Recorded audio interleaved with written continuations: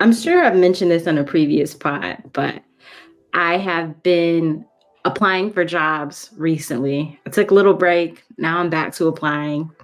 And honestly, I hadn't been in like the job market for real since like 2014, 2015. Like that was the Mm-hmm. last time I was like applying for jobs like crazy, interviewing. And low key, this process has been very different than what I remember. And so I was saying to myself, I'm like, I don't know why this is feels so different, why this is like taking so much longer. So I looked up some stats here that I thought were kind of interesting. So I wanted to see how long it takes on average to get a job, like how many applications you need to submit. Mm-hmm. And they say it takes between 100 and 200 applications to land a job. Between 100 and 200. That's a lot. So even if you do 5 a day, that's what, five? That's like at least a month of putting in applications. Yeah. And currently, they say that it takes on average in the US 20.9 weeks to land a job. So we're at, a little bit more than 5 months to actually make something happen. Mm-hmm. Is it Wow. just, am I the only person who thinks that's a crazy amount of jobs to apply for? I've heard that. I know, like sometimes when my sister, like when she would be applying for jobs back in the day, she'll just be like, "Yo, I'm just on Indeed, just clicking apply, apply, apply, like a lot." And I was like, at least that was probably like a decade ago. So like, it don't seem super far fetched to me. But have I ever done it? Nah, I've never done anything like that. Mm. What's your process been Yeah, like? me neither. Yeah. I've always been. I feel like I've gotten jobs pretty easy, to be honest. I don't know why, because I feel like I'm a terrible interviewer, and like I'm not somebody that's like a warm. Like I'm not somebody that walk in a room and it's like I warm the room up. So it's like I'm really surprised that like I have gotten jobs so easily. But yeah, I don't know, like the 100 applications and then like waiting so long to do it. That's not been my experience at all. I actually had a job that I got on the spot, which is not a good thing because if they hire you on the spot, that mean they gonna have your ass. It's really gonna be legal slavery, to be honest. Like that's something that you need to know. So if you go somewhere and you apply and they like, okay, you got it. When can you start? Run, run immediately. I'm telling you. Yeah. I would say probably my experience has been about 50 to 100 Mm. applications. I don't know. I'm the type of person like I tend to get like a lot of interviews, but it'll still take like a while for a response or something like that. And I'll hear things back like 2 or 3 months later sometimes. Yeah. For all the jobs that I've gotten, like I've put in an application and then I just didn't hear it back for a while. Sometimes I feel like it just goes like in cycles, like just of how the hiring goes in companies. For So if sure. you're just hiring at the bad time, then they're not really looking for people at that moment. Yeah. And I think that's definitely a bit of the case in my situation. Coming from tech, like this is not a great season for tech companies. So um, tech Yeah, it's sales, terrible right now. yeah. So it is They're like letting not, jobs go. hell yeah. So it is a very interesting time to be looking for a job in tech. And it's funny, low key. So I got a job at the beginning of the year that like happened very quickly, very easily. They reached out on LinkedIn. I wasn't even looking for jobs at the time.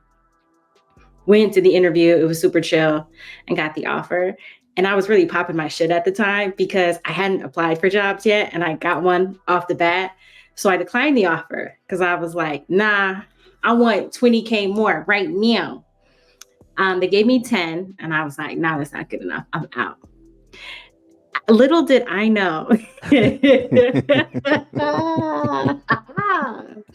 Little did I know. So now here I am, like 100 applications later, and I was like, oh shit. Well, damn. Talking about, hey, big head. Man, I thought I'm like, can I send them an email and be like, hey, want to check in? He was popping my shit. Big Yeah, shit. that's a power move though. You really tried a power move. Like I like that. That's dope.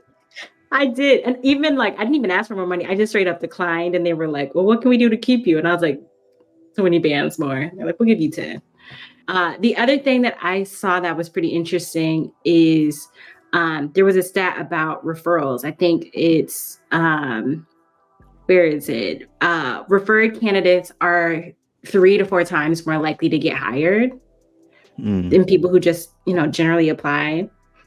And it's kind of interesting. I feel like, you always hear like networking, but then it doesn't really come into play until moments like this where I'm like, shit, I do wish I had that network to lean on right now. Yeah, and it does make sense though. For like, okay, if I already work somewhere and I refer somebody, they already have trust in me. So like, it does make sense that those people would get hired more. I just don't think that that's necessarily always the most qualified person, the person that's referred. Not at all. So when I was at Google, they were really big on hiring people who were referrals. But what ends up happening is you get a lot of the same people. Like, okay, so you got a white man who works here, then he has his white male friend come, who then maybe has his white sister come. And you see how these companies end up to be not very diverse.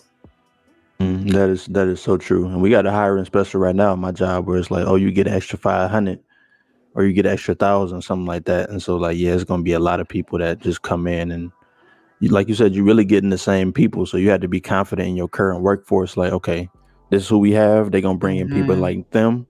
Okay, well, if we comfortable with that, then let's have referrals. Like, it makes sense. But yeah, I do kind of wish I had a change network. the conversation a little bit about like maybe it has to do with retention. When you do it that way, you tell people to do their friends or family and stuff like that. It will make them create a culture at the company, make them more likely stick it out, stay at the company when you have people that that's there, especially since people mainly they spend most of their life really at work. When you think about hours I hate that. compared to at work, and then when you're Don't y'all at home. hate that? Yeah. Like, we really just be posted up at work for like 40 hours per week, at least. That's garbage to me. I want to retire. Anyway. You got to become friends with Susan, the 60-year-old white conservative lady. She's who you sit next to the most. Don't even get me started. Don't even get me started on Susan ass. But yeah, so I think that, I mean, we've heard, and me and Rod, we've discussed on this podcast before, like the state of the job market right now. I would just, what ways can improve? Like, is it just like, okay, do I have to, let me just apply for 10 of them, or like, how can we improve the job market? I would say, like, for ourselves and people that's applying for jobs. I would say right now just isn't the best time for tech, but there are other industries right now that are booming and who are looking for the talent that tech let go. So I know there's a bunch of like government jobs and things of that nature that are available, but they just may not have the same price tag as, of course, those tech jobs. But I don't know. I think that's kind of just the market right now, and like companies aren't really trying to bring on that much talent. They're really trying to let people go. And then there's like a big spike of people striking. So companies, I feel like, are very wary and how they want to proceed. They're trying to protect themselves. So I don't think they're really they're just trying to see how things level out. But I think that's kind of what's going on right now. Yeah, very fair. I would say on my end, so I do have an app idea. So I'm not going to tell my idea. I'm not going to give away my IP just yet. But I do think that there should be a more streamlined process for submitting applications. I think the process is really convoluted. Like, you're making all of these different accounts for different companies to apply on their site. I think there needs to be a better, more streamlined system for actually submitting an application that ideally could then cross over to multiple other jobs would be something that I would like to see. Yeah, I'll keep it at that for now. But no, yeah, you don't got to drop your whole IP on here. But I will say, I mean, there's sites like Indeed that have that kind of model as well. But the thing about Indeed, it goes to those jobs that I was talking about that are like hire you on the spot. Like, that's Indeed. Like, they're like, that's working at Home Goods and Target and shit like that. So Yeah, for these professional corporate jobs, if there was an easier way, then okay, let me upload my resume. Oh, I got to type it in now. Oh, I got to type in my job history. Oh, I got to give a cover letter now. Like if there was an easier way to do that for every single corporate, entity in the United States, that'd be great. Yeah, I'll just add on this part. Like Mhm. for me, what I am frustrated with is a lot of the jobs that I'm applying for, they're very similar, right? Like similar titles, similar responsibilities, similar salaries. It's like there should just be a simple way to be like, hey, I want to apply for any jobs that fall under these categories that are willing to pay this much and are remote or hybrid or whatever in this certain location. Push, let me apply in mass that way. Because writing all these out for individual companies, like I don't care about any of y'all individually enough. Let me be honest. I want the money. As long as you pay me, you got me. That's the main thing. That's all we want. Like we just want a job so we can live. I think that's another thing that needs to be broken down is the fact that they be like, well, why are you interested? Like, why do you want this job? Like, It's like, you know why I'm here. Stop. let's be for real. Let's be so for real. You know what I mean? You know why the fuck I'm here.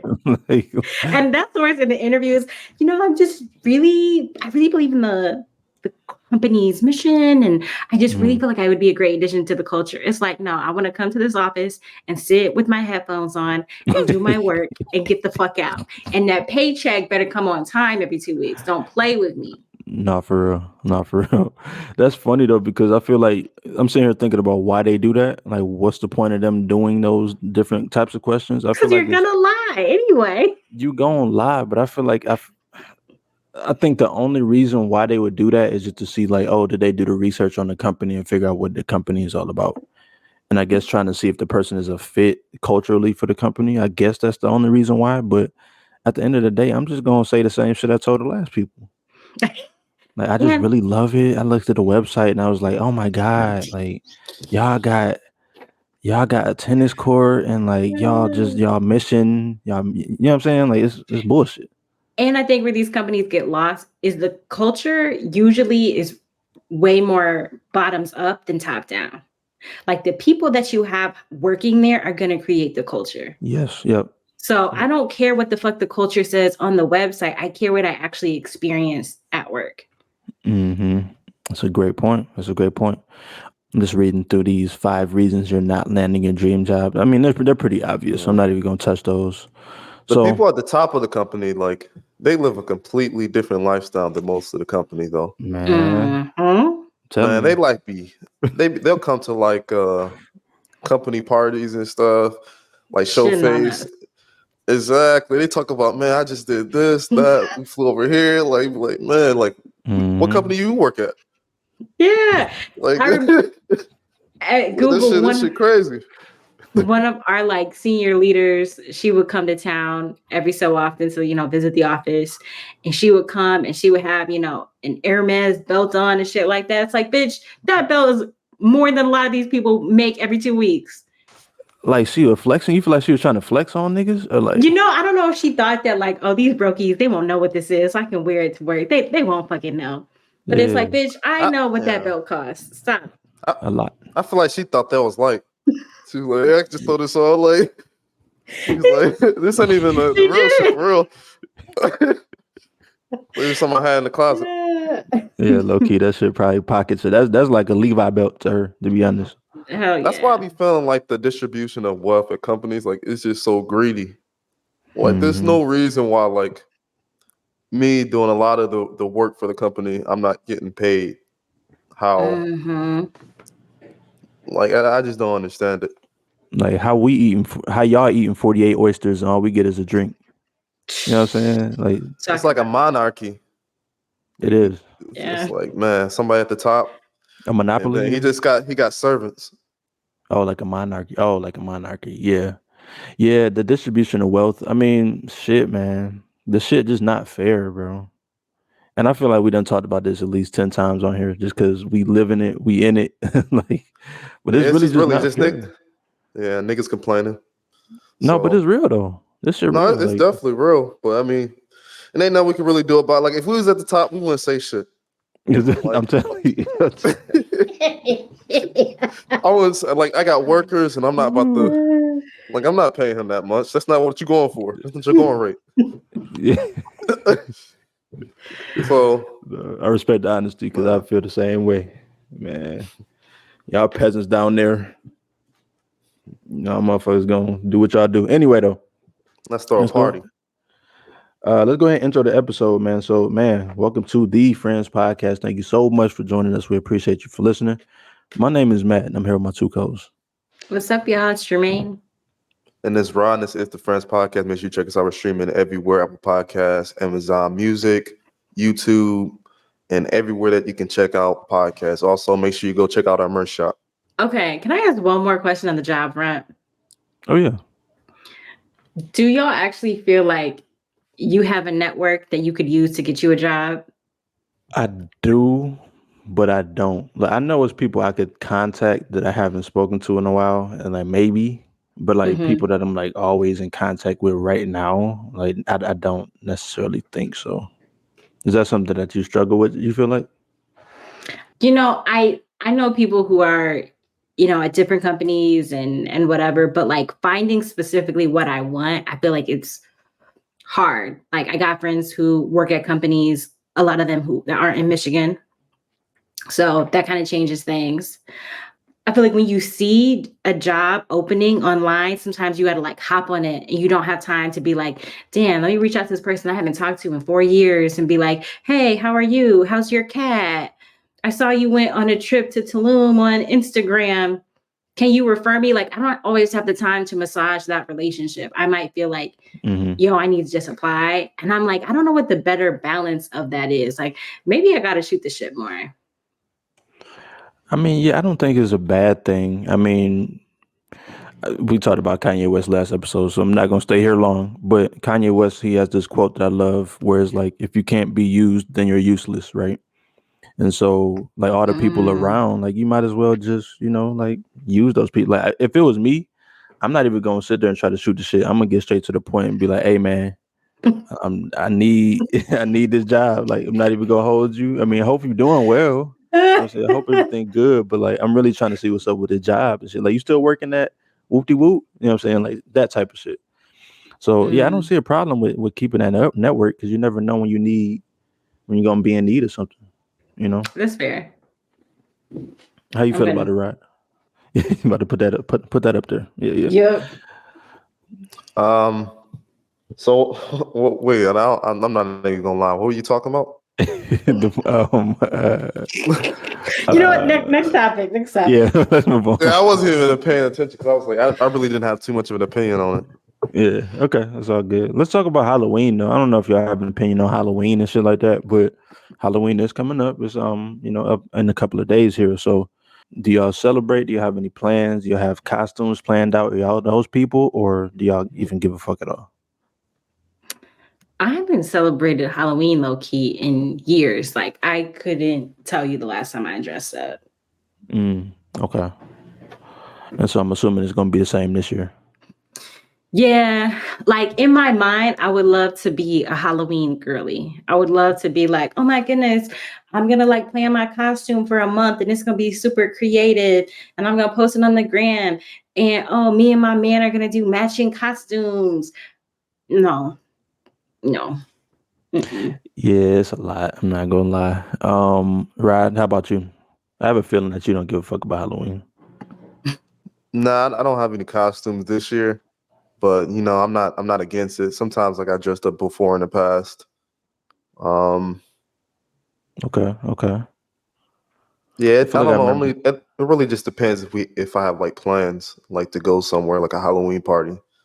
I don't want to be that odd person out that's not wearing a costume. That used to always be me, because I wasn't ever allowed to.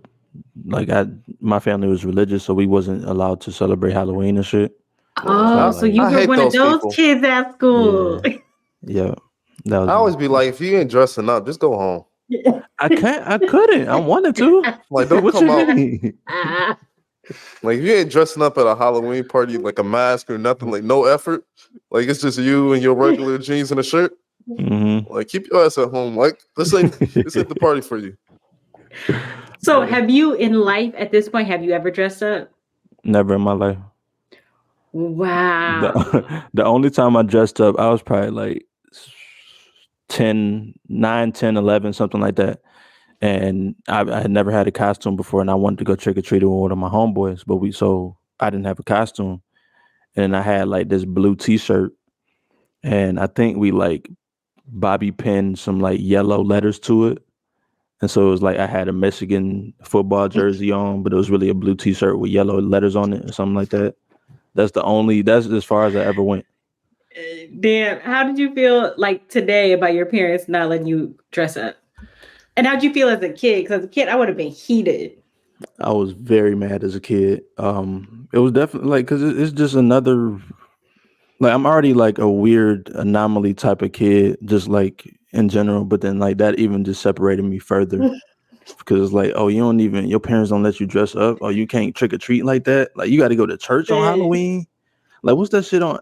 Like we used to have to go to Man, church. What's I that would have shit been called? mad if I had a blue shirt with just like yellow Yeah, pins and calling it a Michigan shirt. Like what? dead Like ass. that's insane. I'm so serious. My church, Like they I used to. swear, if a kid like walked up to my door like looking like that, I'm like, who is you? Yeah, Like, what you I'm a supposed to be? Michigan player. I can't remember what the fuck I was saying. Like, I was saying like, oh, I'm a Michigan football player or some dumb shit like Oh, that. Fucking dumbass. Why the fuck I did that?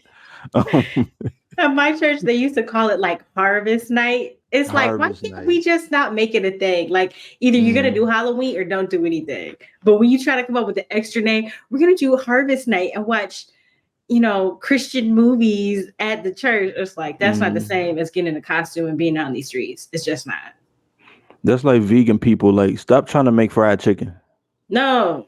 You know what I'm saying? Like, just leave. Just make some vegan shit, some fire vegan shit. Don't Yeah. try to co-opt it. You know what I'm saying? But yeah, so like that was my experience as a kid, and like I said, never had a costume.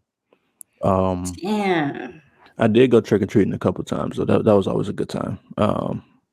Yeah, so that's really my extent. Now, how I feel about it as an adult, I really don't give a fuck at all. Like we doing Halloween decorations at work, and like I'm just not engaged because I don't know. I don't know what to do. I have no idea what Mm. to do. So that's my Halloween story. When you have kids, are you gonna let them dress up? Oh yeah, for sure, for sure. And I'm not gonna let them miss out on that shit. Like that shit, man. Like to be ostracized as a kid, like I'm already like not clean. I'm already like dusty. I'm already wearing South Pole and Averex and Fubu shoes, and now I can't celebrate Halloween. Like what the fuck? You want me to have no ribs, no game, no nothing. At all, at all. That shit was bad. But man, so yeah, that's Halloween. So damn, it's crazy that like none of us really have plans this year. Or are we too old to have Halloween plans? I don't know. No, I think if somebody's having a Halloween party, that would be dope. Like I would be down if somebody was like, "Oh, I'm having a Halloween kickback at the crib." I would go. I'll put together a little stupid costume, but I don't care enough about Halloween to like seek that stuff out. No, I feel that. I definitely feel that. Okay, well, we can go ahead and move on from that right quick. Let's get into this next topic, man. all right. So I saw something pretty interesting while I was scrolling Instagram, and it said that Future sold more albums than Young Thug, Gucci Mane, Gunna, and Lil Durk combined. Wait, And when I think, go Young ahead, Thug, Gucci Mane, and who else? Lil Baby Lil Durk and Gunna combined. combined. God When you damn. think about some of like the top artists right now, well, what other people may call top artists like Gunna or Lil Durk, Young Thug, of course.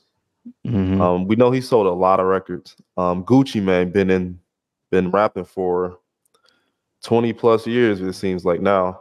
Yeah, So for Future to have accumulated that many albums and he has that big of a presence, like what do you think about like what should we be saying about Future? man. Well, first of all, that's actually surprising, just because, like you said, those are four heavy hitters, especially Like the fact that you included Gucci Mane in there is like, what the fuck? Like Gucci Mane literally been here since like '04, and he don't have more album sales than Future. What does that say about Future though? I would say that says Future is top 3. Like I ain't gonna say all time because I know niggas gonna get crazy. Like what you mean? But like Future, he might be top 3. Like So the definitely big this. 3. So Yeah, Drake, Kendrick, and it's Future. I'm not mad yeah, at that. yeah. I'm gonna say top 3 to be honest, and especially impact, cultural impact. Like yeah, but I'm biased though, so I'm gonna let y'all talk about it. I'm not mad at that take. I can't remember if I mentioned this on the pod before, but this would have been maybe like 2017 or so. Whatever album when Drake and Future, man, my mind is blanking. When they did their album together, I saw them on tour together. 2015, 2016, yep. Yep. And I was really mainly there to see Drake. Love Future, but was really there to see Drake. But when Future came out, I lost my shit. Future's set, his energy, the way he commands the stage, I was like, oh, I see why you got 8 baby mamas. Ooh. Like he just is truly, I don't know, like a rock star. I see why he calls himself that. His persona is like very out of this world. It's big. I mean, it takes up everything. And so it made me really, I was always a big Future fan, but it made me put a lot more respect on his name. Like, oh shoot, like y'all are sleeping on him in terms of like stage presence, the way he carries himself, the way that he kind of moves more like a rock star than Drake does. I think he doesn't get enough respect, and maybe it's the Southern thing. But I'm not mad at him being in the top 3. He's definitely in my top 3, that's for sure. Mm-hmm. And when I think about it a bit more, I'm like, a lot of people are really influenced by Future.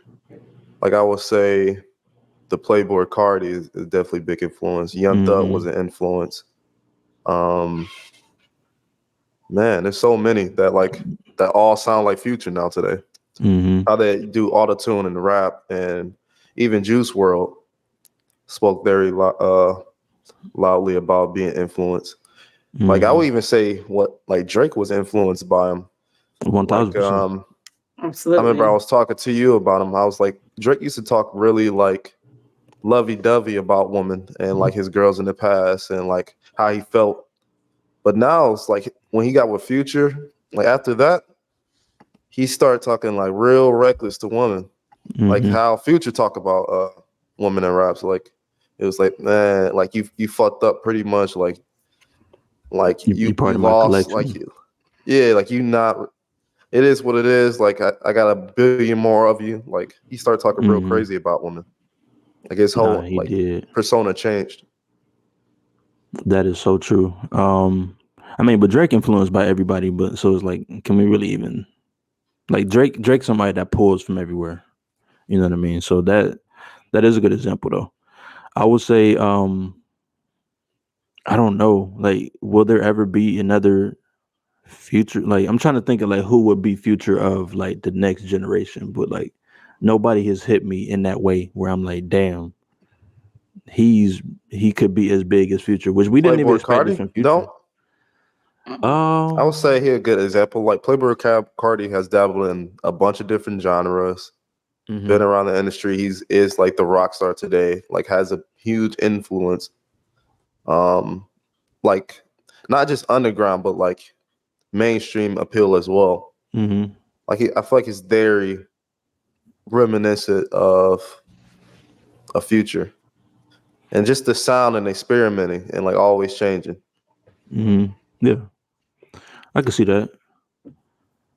And Cardi got a song with The Weeknd and Madonna, so it's like, yeah, he's influential and he got a song with Solange. Like, what the fuck? Like, how the fuck he even get all this different type of shit? But that's just because of the versatility that Future put out here. Like, I don't know if there's any other artist that was as versatile, you know, in the last 10 to 15 years than Future, to be honest. Like, that could do the rap, he can do the auto-tune rap, he can do the R&B shit. He can give you different styles. Like I don't see anybody that's as versatile is that? I mean, only person really is Young Thug. Like that really was like baby Future right there. Mm-hmm. Which is interesting because they both came out around the same time, like, to be honest. But like Future just kind of like, I don't think Young Thug ever blew past Future. But like there was definitely a time when it was like, oh, Young Thug is definitely he doing better shit than Future doing right now. He definitely got his whole style of music though from Future though. And would you really say was it the same time? Like Future been around since we already know, like Outkast and them, and Dungeon Family, and like we know like he started in music like in Atlanta, and like his known and like his presence was in Atlanta and ingrained before Young Thug even got started. So, but he wasn't. I want to say that's the same time. Like it definitely wasn't. Young Thug was like. He was talking about real killer music and like real 21 Savage type music, like style.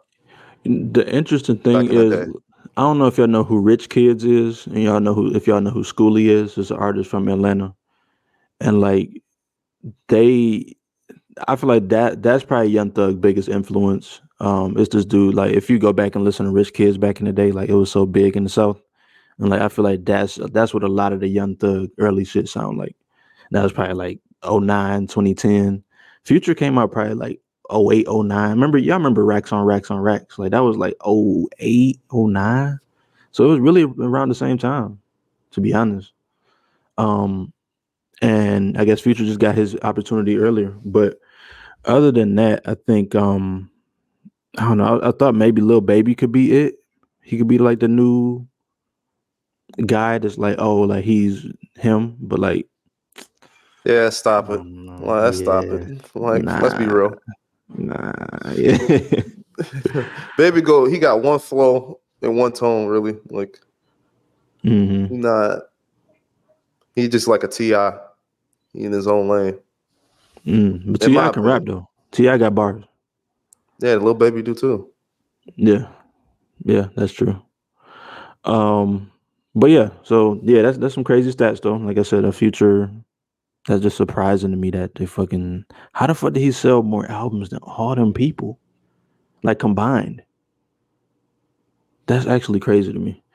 But let's go ahead and move that into a conversation about, maybe somebody else who may be influenced by, one Future or, somebody else that's in the rap industry. So let's go ahead and play this video and see what Michael Irvin has to say about his son. He raps. His rap name is Tut Tarantino.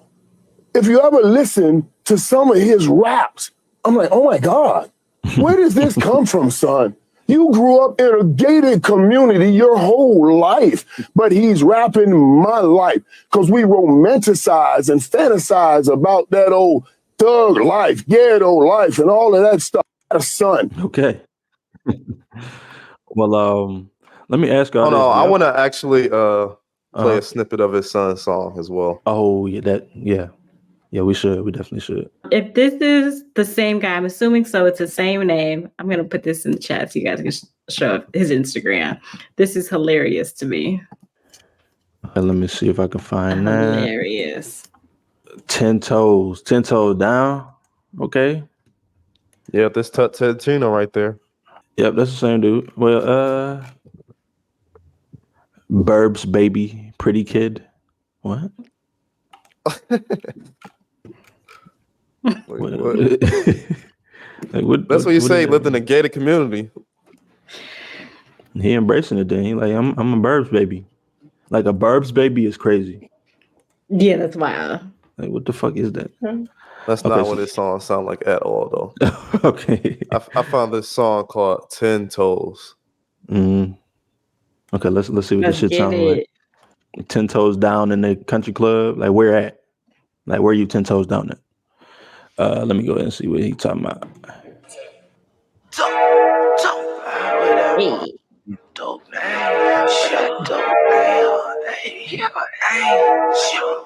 And the car his daddy bought him. That's a lot of gang signs for the Burbs. Like, what gang is that? PSA? I done did a lot with that motherfucking dope. Remember cut. This nigga, the first bar was a lie. The first bar. This is crazy. The first bar was big cap. And rock with that motherfucking soap. I was on the block with my motherfucking bros. They can't knock me off, bitch, I'm always 10 toes. Fist up, caught that beaming. Tryna get a life, me, you dreaming. Sipping on lean, got me dreaming. Counting on the bread, call it Peter. Bitch, pussy wet, she leaking. Straight for me when she see me. Poppy flat screen, no TV. Work on my wrist, no reread. Shorty on my dick, yeah, she feeding. She don't wanna fuss and she need it. I don't want the air, you can keep it. Talk, little shorty get to eating. Valentine t-shirt, drip season, slime in the front too. He should probably stick to that. Stick to talking about, fucking these girls and shit like that. Talking about Yeah. you was in the street, you was on the block with your bros. Come on, dog. He with the gang. Man, he was with his gang on Halloween night talking about trick or treat. Nigga wouldn't win no goddamn gang. Funny thing is, I don't think this is the same. Is this the same person? Yeah, I think it is. On Instagram. Yeah, What it's Michael specific- Irvin's son. What did you want to show on his Instagram, Jermaine? So it looks like he has some of these other videos, these thriller videos. I wanted to play one of these clips real quick. Okay. And just to do a quick scan of the Instagram, because this Instagram to me does not give my dad is a Hall of Fame football player.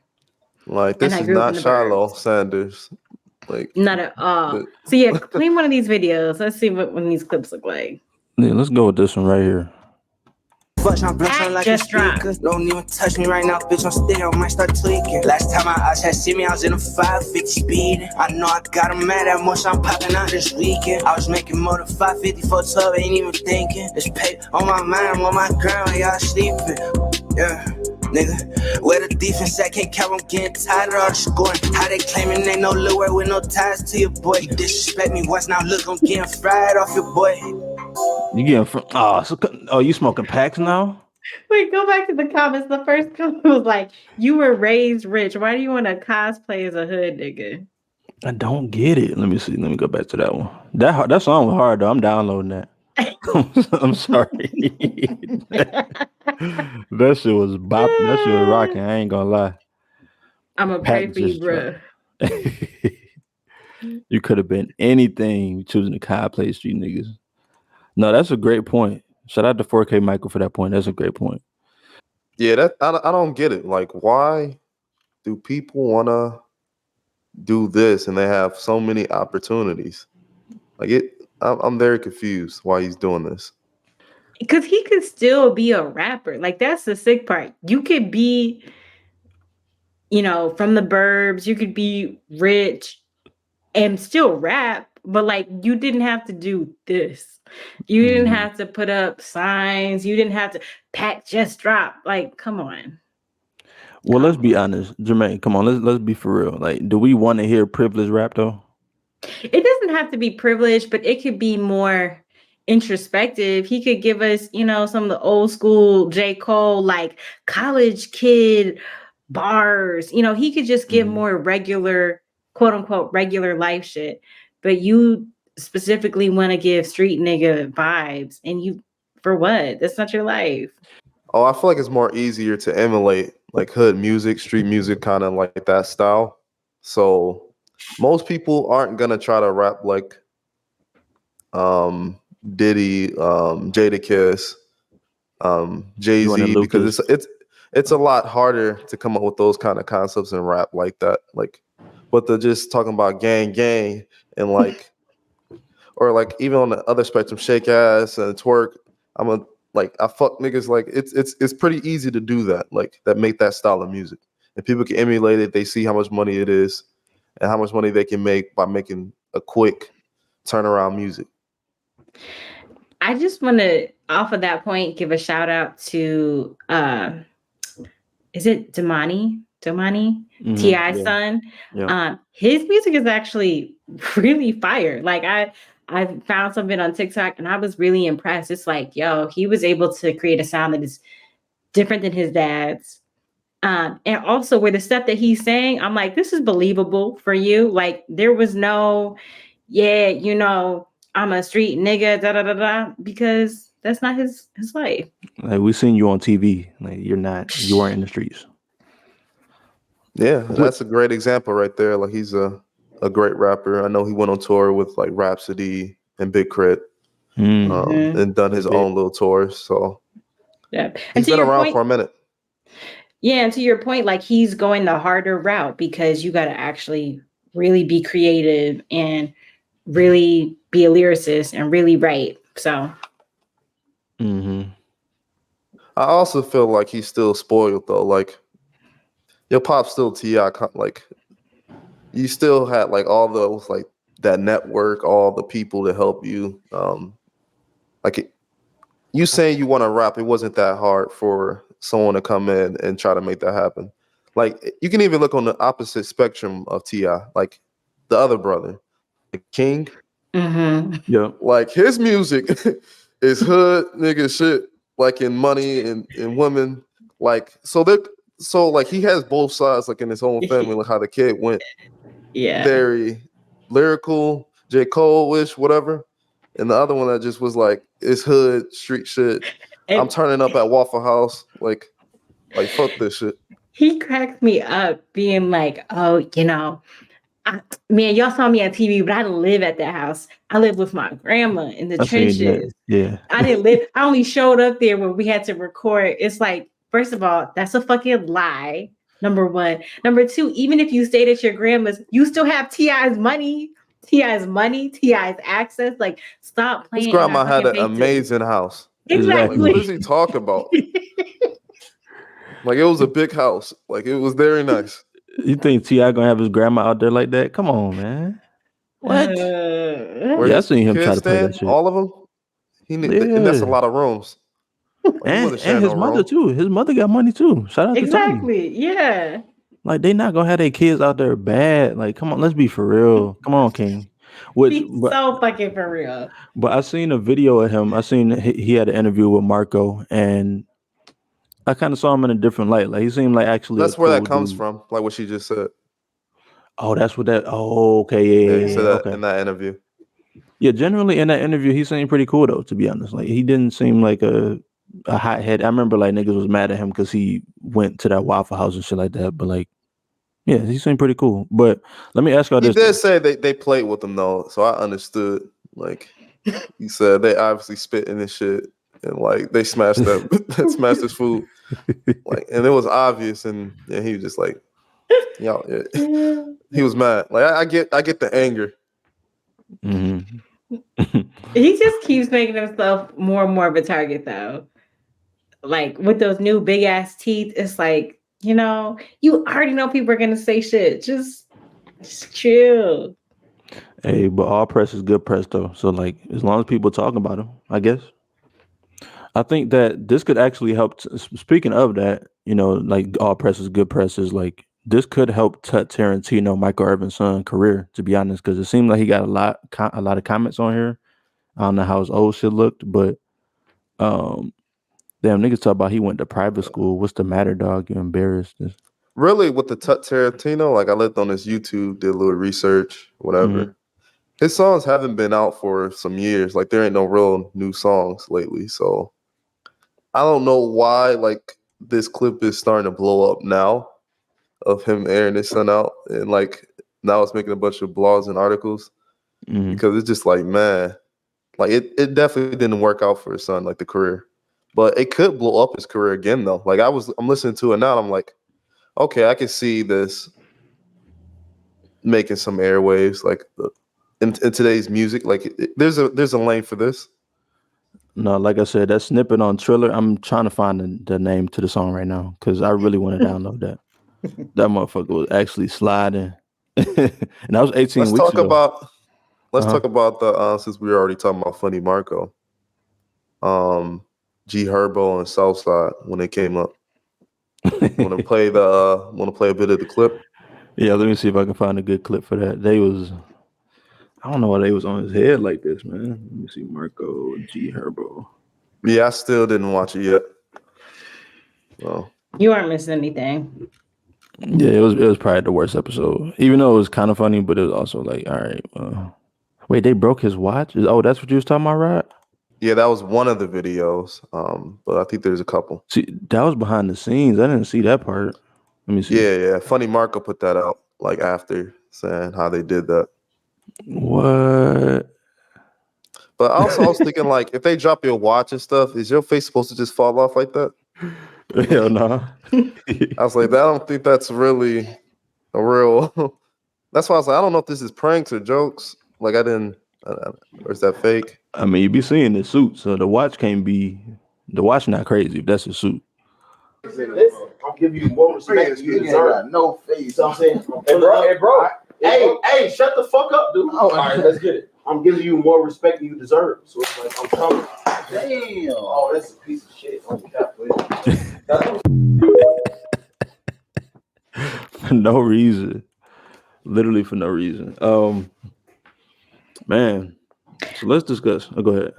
I was gonna say, G Herbo started off on tip when he first sat down. Like the very first thing he said to Marco was, "Yeah, Yoshan hates you. Like he hates you." It's like, why would you tell him that a little boy hates him? What is that supposed to do? Yeah, that was weird.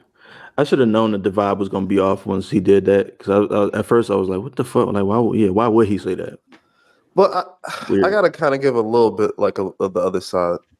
Okay. Because Funny Marco does be in the comments sometimes. Has he said anything related to? I feel like he probably said something about his baby mamas or like old exes they were with. Because someone said like Funny Marco did the opposite of Carisha, please, and they brought the exes, like he brought them both together instead. Yeah. Like I'm thinking like maybe that's why they were on that type of energy. Maybe because he said something in the past. Yeah, I'm not sure. I know he's had Ari on before. He's done a couple videos with Ari actually. Yeah. That might make it someone like a street nigga, like not like that though. Maybe. And sitting up there calling that man a bitch though, like you ugly, you a bitch. Through the nigga watch. And talking about his skin, like he needs the Charlemagne package. Yeah, that shit was. I mean, it was good entertainment, but at the same time, I just really couldn't tell if it was a joke or if it was like they for real mad. I still don't know. You know what I mean? But them breaking the watch behind the scenes, that kind of tell me a little bit. But you agree with that though? You think it was entertaining? I laughed. I definitely laughed. Just because it a lot was of people. funny. I just see a lot of people say he was bullying. That's why. It was bullying, but it was just funny. Big bullying. It was funny seeing Southside and G Herbo just interaction, like how every 2 minutes they were like, like just laughing and shit like that, like for no reason. And I feel like they were just putting on for the camera and shit like that. But I want to ask y'all this though, like how would y'all have done? Like what would y'all have done in that situation if you was Marco? Like you got somebody disrespecting you, like let's say somebody come on here is disrespecting us or like you personally. How do you handle shit like that? Well, I already told you how I would handle that situation if an interview or anything just doesn't go well with a guest or anything. I said we just not gonna put it out. Like it is what it is. Like yeah. Like I said we could just stop the interview for real. Like I guess we just done. Like I'll have no problem saying, all right, this is over. Like appreciate you coming on and go fuck yourself. Like like and that just be turn off the camera. Like it is what it is. Yeah. No, that's the easy way to do it. But you're not gonna have words for that person. You're just gonna end the shit. Like, what do you mean in words? Would you have words with somebody? Like, what do you think? I don't know. Like, I feel like I would have to have like if I was Marco in that situation, nigga was calling me bitches and hoes and you know what I'm saying, disrespecting me. Like I'm at least have jokes back. You know what I mean? But I feel like that's regardless of if it's an interview and it's supposed to be entertainment. I don't know their relationship, but like that shit not really cool to be disrespecting niggas. Hold on. So you trying to tell me if two like street dudes and he had a whole team of street niggas it looks like with him that was like making like a bunch of messes and just doing just like making a rowdy fuss at the studio and stuff where you work at. Yeah. You would try to meet his energy with energy. Like if he was sitting there like a street dude, like talking to you, like calling you a bitch and keep calling you a bitch over and over again, what you gonna say back? You gonna start calling him bitch? Like then that's just gonna start a fight. And then now they're gonna have video of niggas stumping you out on camera. And that's gonna be a different video and different type of press. You ain't won't. No, that is Like- true. I feel like you don't have to match energy by like calling them a bitch too. You could just be like, all right, now ain't gonna be too many more bitches now. Like that's when you got to pull that out. And then they'd be like, man, shut up, bitch. Right, exactly. Could that? And then what? Like that's exactly. That definitely sounded like the country old man resolution. You're not gonna say that again. Like nigga. No, And for I real, will. But I'm saying like that's the barometer. Like once you say that and they say it again, then it's like, okay, you got to make a decision. Like I'm gonna swing on bruh, or I'm just gonna be a bitch. Like, That's the question. What you gonna do? shit, man. I don't know. I mean, You think you could take on G Herbo and Southside And Yeah. his team? and their people? well, not they people though. I could do a 2-on-1 though. I'm getting at least Strap one for of them. sure. Out of there. Yeah, that's the thing. You ain't getting nobody out of there. You're gonna be up in the sky. No, that's real. That's real. Yeah, I don't know how I would handle that. Let me see. Let's before we wrap up. Let me ask you, Jermayne. So, like, how would you handle that? Like, somebody comes up there disrespecting you. How are you fighting? Are you matching energy? Are you diffusing? I definitely wouldn't match energy. If anything, I'm either going to diffuse it, like playing into the jokes, to let them know, like, you're not going to trip me up with this. I'll play into this joke. If I got to be the sacrificial lamb, then I'll take it. Yeah. Or I would take Rad's route and be like, all right, okay, well, this is going to be the world's shortest interview. Cool. We got however much. All right. Thank you. Much love. And then you would never drop it. Nah, I'm not gonna show myself getting clown. Mm. Well, you know what? Actually, let me take that back. Here's the part I think that was really interesting about how G Herbo acted. We all know he's getting ready to serve jail time. Mhm. If I was G Herbo, I would want to have the squeakiest clean image ever. I would want to seem like I am just so, a man of the people and all this type of shit. Because all that stuff can play into the experience you might have in jail. So I don't know if he was trying to act extra tough so he could let people know, like, yo, when I'm locked up, don't fuck with me. Or if he wasn't thinking about the fact that, like, the judge might see this, like, this might somehow play out into, I don't know, how he gets treated in the system. But I think it was stupid all around for him to even be on the podcast. It's like, G Herbo, go the fuck home. You got bigger fish to fry. Yeah, he definitely does. And then what you said just kind of made me think of something where it's like, oftentimes people that just be talking a lot, they just be talking a lot. So like him, if that was his MO, like, okay, let me get on here talking tough and talking like, oh, I got authority and shit like that. Like, you really just talking. Like, the niggas in jail gonna make you do that, show that. You know what I mean? So it's like, I guess maybe he could have been doing that, but I'm gonna go ahead and read off Southside response. After responded? Marco, Really? after Marco put out that clip and said what he said, Okay. Southside responded saying, "If you're a bitch ass nigga, just stay the fuck from around me. I got enough bitches. I don't need more bitches around me. Just leave me the fuck alone. I don't gotta be nobody's friend. I'm rich, young, successful. I'm not a rapper. I'm a producer. I don't have to do fucking interviews. For a nigga to get on there saying he's scared, you a hoe. You gonna have to put out hoe ass nigga. Now I really want to press you because you a bitch. You a grown man. Her wasn't even doing nothing not doing nothing really for real, man. That's how them folks play. It's cool for a nigga to get on there and say slick shit to a nigga though. Cool. Southside it's like, dude, you lost your whole point because you went on that show.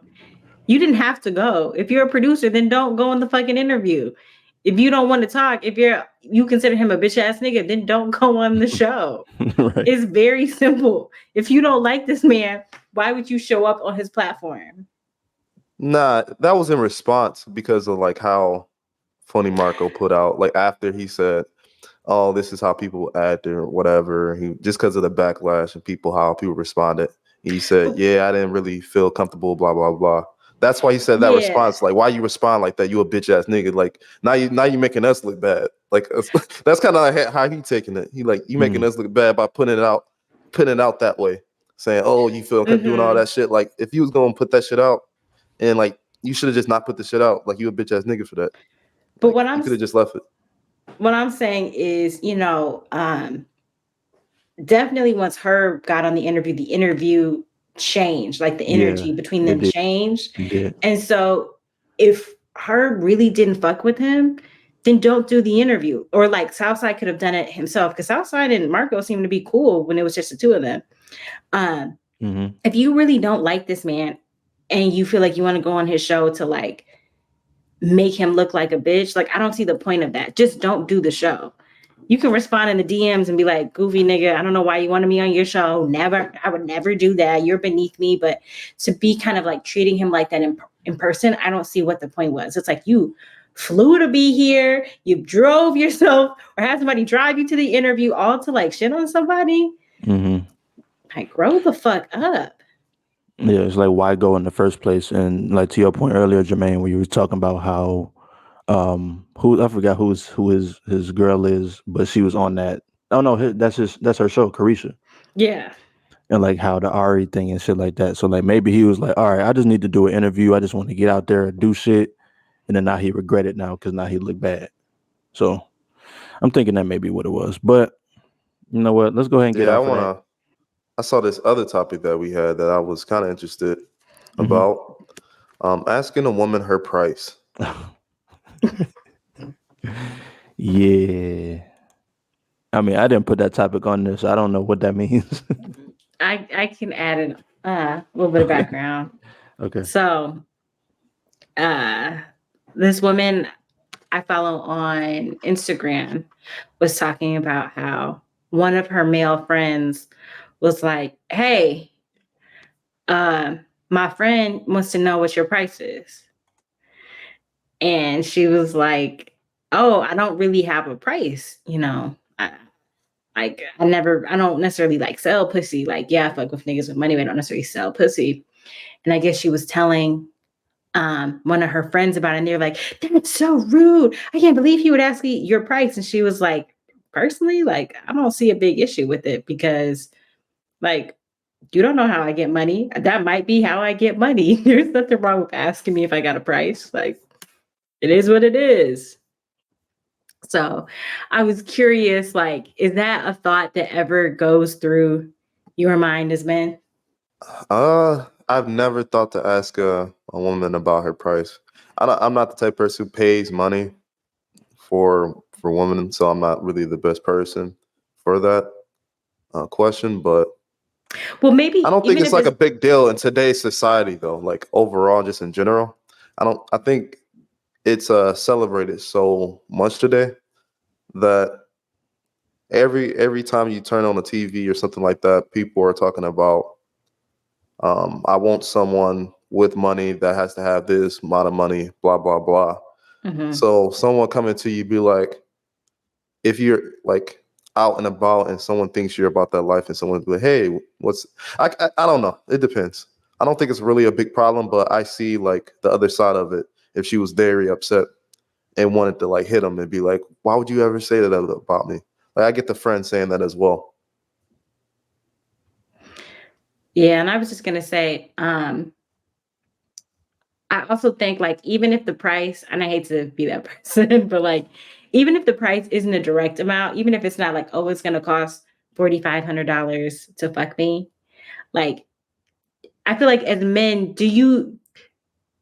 I assume as a man, you kind of have an idea of like what it's going to take to court this woman. Like, okay, that particular girl is going to expect a bag, maybe some nice dinners, maybe, you know, a bunch of flowers. Like I may have to spend some coin before getting to that stage with her. Yeah, what do you think, Matt? I mean, yeah, there's things that you gotta consider like dinners, gifts and shit like that. But in terms, that, I feel like that's a different price though. That's like that's two different prices. You talking about the price for like, you know what I'm saying? That's the price of like the courting ship. So it's kind of like a little bit different. Oh, I was just gonna add, that's kind of what the woman was saying is like that she doesn't have a particular price, but like she does expect the men that she dates to like, you know, give her money towards the rent, you know, give her money for nails and all that kind of stuff. So it's like it may not be just for sex, but she does expect money, which is why she wasn't offended that the guy asked. Yeah, I don't even like associating those two different prices because I feel like it's two different things Okay. technically. Because I mean, we talked about, you know, in previous episodes things being transactional. Like somebody like, oh, this is how much I want for the rent. This is how much I want for the car payment. Like that's not a transaction. It's a transaction, but it's not like, here, let me give you some pussy and let me get that. You know what I mean? So it's like a little bit different. In terms of this whole thing, no, I never asked nobody for their price. I'm not paying no prices like that. So I don't really have no nothing to weigh in there. But yeah, that's what I got to say on that. Do you agree with it? Like on the other spectrum of it? Agree with what specifically? Like, okay, like what Jermaine was saying, to date me, you have to spend this amount of money. Depending on how do you look at different women and like look at them as like as a price tag of like, oh, I gotta spend. This girl looks like she looked like a cheap date, but this girl over here, she looks like she probably like $100 or $200. Like this girl, like, oh man, I gotta go all out for her. Like, does that go through your mind or in your head? Yeah, but I feel like sometimes it's hard to tell. Like you kind of have to get to know them to know what type of shit they expect. I mean, they could tell you. I don't know if I never really had those conversations before I dated somebody. Like, so what do you expect us to do all the time? Like, what do you like to be bought? What type of, you know what I'm saying? Like, these are not conversations that you have at the beginning. So, like, Yeah, it is. Like for real? a good gauge would be like, what do you like to do? Or like once you start to figure out what she like once she says that, she'd be like, oh, I love the park. Like, oh my Okay, God. yeah, Like you're right. like First, Good like point. I love to shop. Yeah. No, that's a good point. Yeah. So, okay. But I guess it's never really like conscious for me, like super conscious where I think about it. But yeah. I think that conscious part goes back to kind of what I was trying to get at about asking a woman for her price is like, yes, we put women who like sell sex. We like have a very particular way that we look at that. If they're like, hey, it's going to be $2,000 to sleep with me, whatever. But a lot of what you hear now today in music is the same thing. It's just packaged a different way. Like to me, that whole same narrative of like, okay, well, before you get a chance to like sleep with me, you gotta fly me out. You gotta take me on a trip. You gotta do this and this and this and this and this. Like it's that same thing. It's you're willing to be sexual with them or you're willing to go to a certain place with them because they've spent a certain amount of money on you. It's kind of the same concept to me. Yeah, it is. It's a lot of gray area there. I still don't really. There's a difference there. I just can't really put my finger on it. But you know what? Let's go ahead and wrap this episode up here. Get into some highlights, man. What y'all got to highlight this week? all right, so my highlight is Camron. He apparently rapped over, it looks like the beat that Yachty and J. Cole had got on. And Camron got on the beat and did his own verse. He's been snapping lately. So I want to go ahead and play that. Take what you get and cut the label check. My table set. I dine on your favorite. One verse will take his breath. I probably put more niggas on pause than Cam and Mason Beth. Live from the city of the Yanks and Mets, rats and mice. Half my life out the fry, I will yank the tech. Stay content, raise the rent. We living on straight cement. I'll lament, but in your forehead dread, I will make a dent. They convinced that they can fuck around, then they repent. Say what I want, it is what it is. Don't care who take offense. Like Chris Paul, y'all on Golden State. It don't make no sense unless he's second unit. When the game start, he play the bench. Then I go on underdog fantasy. Place the bet. This 9mm clean as fuck, but it'll make Is this an ad? money cross the border when bowling like the Toronto Raps. A billion served. Fuck Snapple, nigga. I mean, he highlight his business. With OJ and the Maybach. Underdog is like on it is what it is. Put that shit Oh, over bro. like juice. With a Bronco at. My bitch in Chanel. My hoodie. Karl Lagerfeld. Diamond Smurf What's up, bro? blue, but the vibes is on Gargamel. Hell up in Harlem, but listen, I gave Harlem. Nah, he was snapping. He was snapping on that shit. Love me some Cam. No, definitely. I was about to play the whole thing, but I was like, damn, I don't know if there's any copyright shit here. Jermayne, what you got to highlight this week? So my highlight is Lil Tecca's new album, Tech. I've been meaning to shout that out for the past couple of weeks, but it's fire. Mm-hmm. You said who? Lil Tecca. Lil Tecca. Where's Lil Tecca from? I don't know. I think like New York or something. The album is good though. I think New York. The album is good though. I'm not even gonna lie to y'all. Man, this week I want to highlight Larry June and Cardo. Probably one of those deadly producer rapper combos. But let me highlight them. They got a new song called Chops on the Blade. Super dope vibe though. Super dope. I mean, if you listen to them before, you know what to expect. But that's all I got for this week. Yes, and I think that's all sir. we got. So thank you for listening to The Friends Podcast. If you made it this far, we appreciate you, and we out. Peace out. Peace.